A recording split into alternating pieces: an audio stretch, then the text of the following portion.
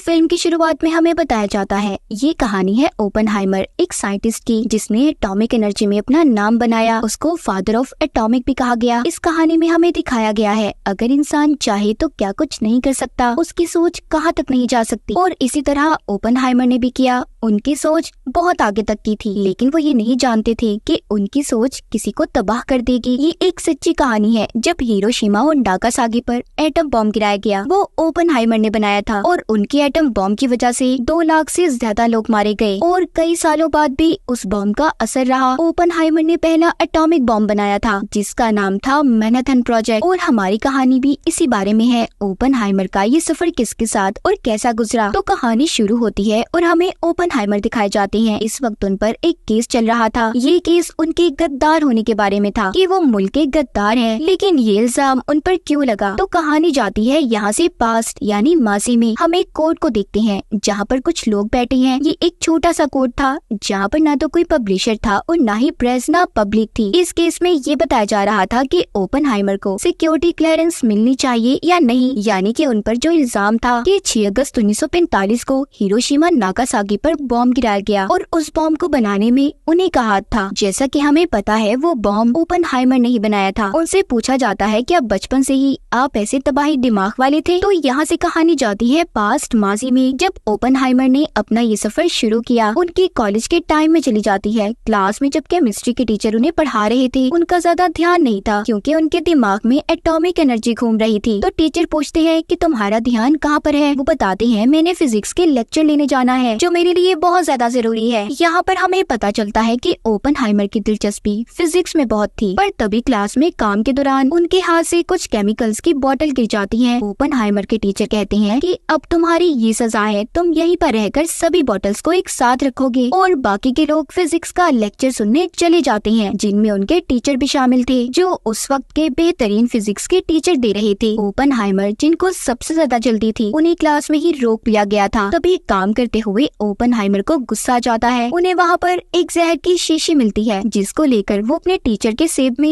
एक इंजेक्शन के जरिए भर देते हैं, क्योंकि उनके टीचर ने इन्हें सजा दी थी और जल्दी से खुद भी बारिश में भीगते हुए लेक्चर लेने पहुँच गए थे। वहाँ पर जब फिजिक्स के टीचर अपना लेक्चर खत्म कर चुके थे तो सबसे पूछते हैं क्या किसी का कोई सवाल है मेरी बातों के मुताबिक एटॉमिक एनर्जी के बारे में। तो ओपेनहाइमर उनसे सवाल पूछते हैं। ये अब उनकी किस्मत थी या फिर कुछ और। अगले दिन ओपेनहाइमर को अकेले क्लास में बुलाया जाता है जहाँ पर उस फिजिक्स के टीचर के साथ उनके अपने टीचर भी खड़े थे और जिस सेब में उन्होंने जहर मिलाया था वो उस फिजिक्स के टीचर के हाथ में था। वो ओपेनहाइमर से कहते हैं देखो तुम्हारा दिमाग मैं जान चुका हूँ बहुत तेज चलता है, फिजिक्स क्वांटम में बहुत आगे हो, मगर हाँ तुम्हारी कुछ थ्योरीज कमजोर है। मैं चाहता हूँ तुम अपनी थ्योरीज को थोड़ा मजबूत अच्छा करो। यहाँ से कहीं दूर जाकर मैं अभी भी तुम में एक काबिल आदमी देख सकता हूँ। मैं तुम्हें कॉलेज का नाम बताता हूँ, तुम वहाँ पर जाकर एक टीचर से मिलो, वो तुम्हें बताएंगे कि कैसे थ्योरीज को अच्छा किया जा सकता है और तुम कैसे आगे बढ़ोगे। क्योंकि उस वक्त फिजिक्स के बारे में कोई इतना अच्छा और इतना ज्यादा नहीं जानता था। ये बहुत बड़ी बात थी जो बात सिर्फ ओपेनहाइमर के अंदर नजर आती थी। उस वक्त के लोग एनर्जी, एटम बॉम्ब, इन चीजों में भी ज्यादा दिलचस्पी नहीं लिया करते थे। ओपेनहाइमर रशियन थे, मगर फिर भी फिजिक्स में दिलचस्पी की वजह से वो अमेरिका शिफ्ट हो गए थे क्योंकि वो जानते थे यहाँ से आगे उनकी मंजिल है। तो यहाँ पर हमें कभी पास्ट और कभी प्रेजेंट का सीन दिखाया जाएगा, यानी कि कभी कोर्ट का और कभी ओपेनहाइमर की जिंदगी का, कि उन्होंने इस बॉम्ब को बनाने का सफर कैसे किया और उन पर जो इल्जाम लगा है उसको वो कैसे खत्म कर रहे हैं। क्योंकि उस वक्त अमेरिका और रशिया में बिल्कुल भी नहीं बना करती थी। इनकी मेन कड़ी थी कम्युनिस्ट, जो इन दोनों मुल्कों के दरमियान में झगड़े को बढ़ाने का काम किया करते थे। यहीं पर पार्टी में एक दिन ओपेनहाइमर की मुलाकात एक लड़की से होती है जिसका नाम जीन था, जो एक कम्युनिस्ट थी। जीन जो कि ओपेनहाइमर की फिजिक्स पर फिदा थी, वो जान चुकी थी कि अगर आगे कुछ बड़ा होगा तो वो ओपेनहाइमर ही करेगा। कुछ दिन के बाद ओपेनहाइमर की मुलाकात एक साइंटिस्ट से होती है जो एटॉमिक बॉम्ब पर रिसर्च कर रहे थे। यहाँ पर ओपेनहाइमर की कुछ थ्योरीज फेल हो जाती हैं और फिजिक्स के तजुर्बे कामयाब हो रहे थे। उनको इन्हीं चीजों पर रिसर्च करते हुए काफी साल गुजर जाते हैं। इसी दौरान उन्होंने एक कॉलेज में फिजिक्स क्वांटम को भी पढ़ाया। ओपेनहाइमर ने अपनी जिंदगी के बहुत से साल फिजिक्स के तजुर्बों में गुजार दिए थे। फिर आगे ओपेनहाइमर की मुलाकात किटी नाम की लड़की से होती है। उन दोनों की काफी अच्छी दोस्ती हो गई थी। ओपेनहाइमर और किटी की शादी हो जाती है, मगर ओपेनहाइमर के दिल में अभी भी जीन थी। वो उससे जाकर मिला भी करते थे। एक दिन जीन ओपेनहाइमर से कहती है कि तुम मेरे पास से रुक जाओ, मुझे तुम्हारी बहुत जरूरत है। मगर ओपनहाइमर ने उसे समझाया कि मेरी शादी हो गई है और अब मैं आइंदा तुमसे नहीं मिलूंगा, दोनों का दूर जाना ही ठीक रहेगा। एक दिन उनके ऑफिस में अमेरिकन जनरल आते हैं। वो बताते हैं कि हमें पता चला है कि रशिया में भी एटॉमिक बॉम्ब पर काम किया जा रहा है। अगर उन्होंने हमारे से पहले एटॉमिक बॉम्ब को बना लिया तो हमारा खात्मा जल्दी हो जाएगा। मैं समझता हूँ आपसे ज्यादा अच्छा एटॉमिक एनर्जी के बारे में कोई नहीं जानता, इसलिए मैं चाहता हूँ आप हमारे लिए एक ऐसा बॉम्ब बनाएं। मगर इस काम के लिए ओपनहाइमर बताते हैं कि हमें इस बॉम्ब को पूरा करने के लिए बहुत सारे साइंटिस्ट, एक बड़ी जगह और बहुत सारे पैसों की जरूरत है। सब चीजों का बंदोबस्त कर लिया गया था। इस काम के लिए एक बहुत बड़ी जगह ली जाती है,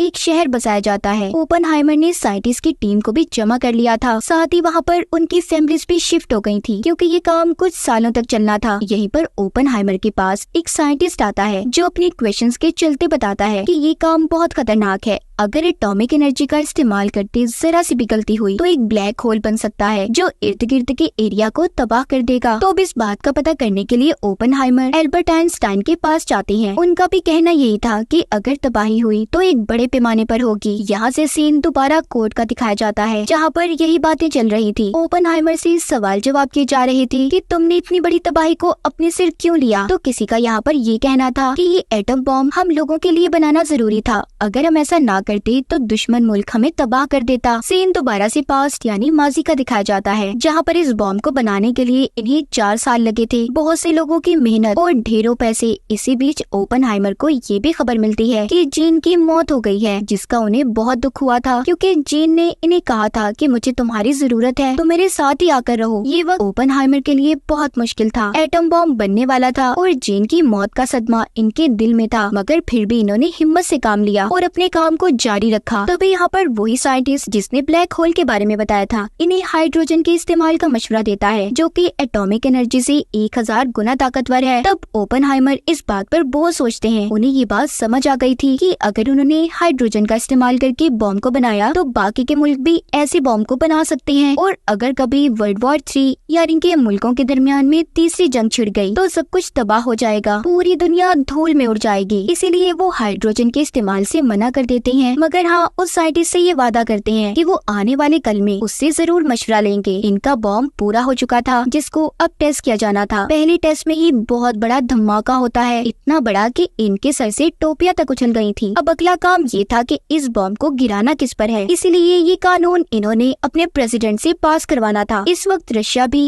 एक बड़ी ताकत थी और अमेरिका भी इसमें कमजोर था, तो जापान प्रेसिडेंट को अपना शिकार जापान नजर आ रहा था। तो ये वहाँ की 16 जगहों को पॉइंट आउट करते हैं। इनमें से इन्होंने एक जगह को चुना था और वो नाम आता है हिरोशिमा नागासाकी का। अब इनके बॉम्ब का आखिरी टेस्ट होना था। उस दिन बारिश हो जाती है और इसी वजह से वो टेस्ट भी रुक गया था। इसी दौरान इनके जनरल को भी न्यूयॉर्क पहुंचकर सारी इन्फॉर्मेशन देनी थी कि आखिर इतने सालों में इन्होंने इतनी मेहनत करके जो चीज बनाई है वो सच में काम भी करती है या नहीं। और इस आखिरी टेस्ट के कुछ घंटों पर ही कई सारे लोगों की उम्मीदें जुड़ी हुई थी। हर बारिश रुक जाती है, सब लोग अब अपनी सांसें थाम लेते हैं। शुरुआत होती है ऐसे धमाके की जिसने अपना नाम बना लिया। ये धमाका इतना बड़ा और इतना खतरनाक था कि जमीन तक हिल गई। इनका बॉम्ब बनाने का तजुर्बा कामयाब हो गया था, सभी बहुत खुश थे और अब ये बॉम्ब हिरोशिमा पर गिराने के लिए तैयार होते हैं। और जब ऐसा किया गया, जहाँ पर अमेरिका की गवर्नमेंट बहुत खुश थी, वहीं पर ओपनहाइमर का दिल उदास था। उन्हें दुख हो रहा था कि उनकी वजह से कितनी फैमिलीज खत्म हो गयी, बहुत से बच्चे माँ से जुदा हो गए, उनके फ्यूचर तबाह हो गए। वो हादसा इतना दर्दनाक था, ओपनहाइमर की आंखों में वही मंजर घूम रहा था। वो अपनी इस कामयाबी के बाद जब अमेरिका में स्पीच देते हैं तो वो सिर्फ बाहर से खुश थे, मगर अंदर से वो बहुत उदास थे। उन्हें अपनी हर तरफ लाशें नजर आ रही थी। जिसके बाद उनकी मुलाकात अमेरिका के प्रेसिडेंट से होती है। ओपनहाइमर कहते हैं, देखिए हमने इस बॉम्ब की प्रोडक्शन तो कर ली, लेकिन हमें यहीं पर इसको रोक देना चाहिए। अगर हमने इसको यहीं पर ना रोका तो दूसरे मुल्क भी ऐसा ही करेंगे, पूरी दुनिया तबाह हो जाएगी, इसका सारा इल्जाम मुझ पर आएगा। प्रेसिडेंट कहते हैं, देखो ये बॉम्ब तुमने नहीं बल्कि हमने गिराया है। फ्यूचर यानी कि आने वाले कल में भी इस पर काम होता रहेगा। अपनी इन कामयाबियों की वजह से ओपनहाइमर बहुत ज्यादा मशहूर तो हो गए थे, मगर यहीं पर उन्होंने अपने इस काम को रोक दिया। यहाँ से कहानी कोर्ट में जाती है, जहाँ पर पुलिस वाले बहुत से साइंटिस्ट इस बात पर दलीलें दे रहे थे कि आखिर कौन कौन कैसे इस बॉम्ब को बनाने वाले प्रोजेक्ट में जुड़ा हुआ था। और यही वजह थी जब ओपनहाइमर ने और भी बॉम्ब बनाने से इनकार किया तो उन्हें मुल्क का गद्दार कहकर इन्हें केस में फंसा दिया गया। यहाँ पर सबकी ओपनहाइमर के बारे में यही सोच थी कि उनका दिमाग इतना तेज कैसे चला कि उन्होंने दुनिया को तबाह करने का बहुत बड़ा हथियार बना लिया। दरअसल यहाँ पर ओपनहाइमर को फंसाने में एक साइंटिस्ट लेविस की चाल थी, जो शुरू से चाहता था कि ओपनहाइमर उनके साथ हाइड्रोजन पर मिलकर काम करे, मगर उन्होंने उसके साथ काम करने से इनकार कर दिया क्योंकि वो जानते थे इस काम से बहुत बड़ी तबाही हो सकती है, और उसी ने ओपनहाइमर को केस में भी फंसाया था। अब यहाँ पर कोर्ट में ओपनहाइमर की बीवी आती है, जिसके पास उस साइंटिस्ट के खिलाफ सबूत थे, जिसकी बिना पर ओपनहाइमर को रिहा कर दिया गया। अब उनके बनाए जाने वाले बॉम्ब्स पर और भी काम किया जाने लगा। कहानी के आखिर में हमें ओपनहाइमर एल्बर्ट आइंस्टाइन के पास दिखाए जाते हैं, जो उनसे बॉम्ब में हाइड्रोजन के इस्तेमाल का पूछते हैं, जिस पर उनका जवाब था जरा देखकर और संभल कर, क्योंकि हाइड्रोजन का बॉम्ब में इस्तेमाल बड़ी तबाही ला सकता है, और इस तबाही का मैंने तुम्हें एटम बॉम्ब बनाने से पहले भी बताया था। तो मूवी तो यहाँ पर खत्म हो गई, पर आगे क्या होने वाला था ये कोई भी नहीं जानता, लेकिन ओपनहाइमर को पहले ही इन तबाहियों का अंदाजा हो रहा था। वो आसमान की तरफ देखते हैं, और इसी के साथ इस फिल्म की कहानी